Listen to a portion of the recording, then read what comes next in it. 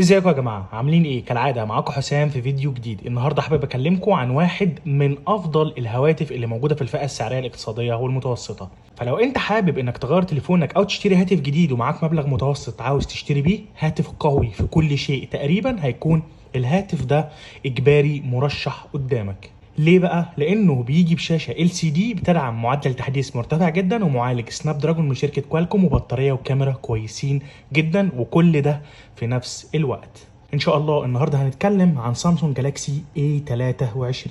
يلا بينا نبدا بالتصميم ومواد التصنيع ونعرف السامسونج جالاكسي A23 ليه هو واحد من افضل الهواتف المرشحه بقوه في الفئه السعريه الاقتصاديه والمتوسطه. السامسونج جالاكسي A23 نفس تصميم سلسله الاي اللي احنا متعودين عليه بتاع سامسونج، خامات من البلاستيك واطار جانبي بيحتوي على درج الشرائح وبيحتوي على منفذ السماعه السلك الاي او اكس، منفذ الشحن التايب سي، السماعات الخارجيه، ومكان زر الباور، وفي نفس الوقت ازرار التحكم في الصوت. اما بالنسبه للواجهه الاماميه فيها نوتش هنا كده علشان الكاميرا بتاعت السيلفي على شكل حرف في، والحافه السفليه كبيره شويه اكبر من الحواف الجانبيه. التليفون وزنه 195 جرام، تقدر تركب شريحتين اتصال نانو سيم مع بعض، في نفس الوقت تقدر تزيد الميموري في مكان ثالث منفصل، بيدعم شبكات الاتصال الجيل الرابع والثالث والثاني. الشاشه فيه جميله جدا، ليه؟ لان حجم الشاشه ده 6.6 انش، نوعها BLS LCD ودقتها عاليه جدا،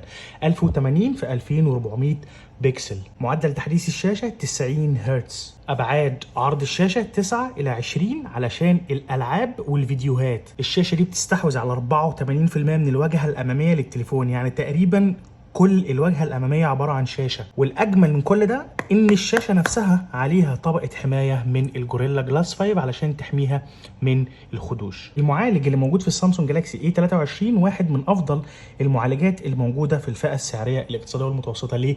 لانه كوالكوم سناب دراجون 680 الجيل الرابع، معماريه 6 نانو اوكتا كور، وكمان معالج رسوميات الجي بي يو المسؤول عن جرافيكس ادرينو 610.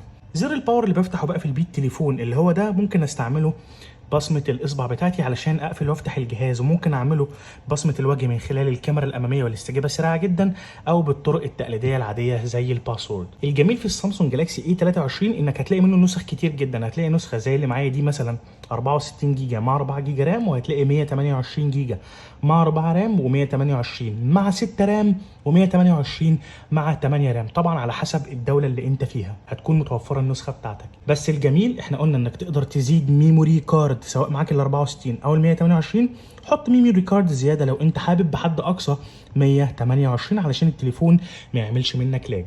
الهاتف او السامسونج جالاكسي A23 بيشتغل بواجهة تشغيل One UI 4.1، طبعا مبنيه على نظام اندرويد 12. الواجهه دي فيها مميزات كتير جدا زي دعم الوضع الليلي، وضع القراءه علشان حمايه العين من الاشعه الضاره اللي بتطلع من الشاشه. في حاجه جميله جدا هو ان في منفذ للسماعه السلك الاي او اكس. اي نعم السماعه مش موجوده جوه، هنفتح الكرتونه دلوقتي، ولكن في المنفذ بتاعها. خلينا بقى نروح للكاميرا اللي موجوده في الظهر.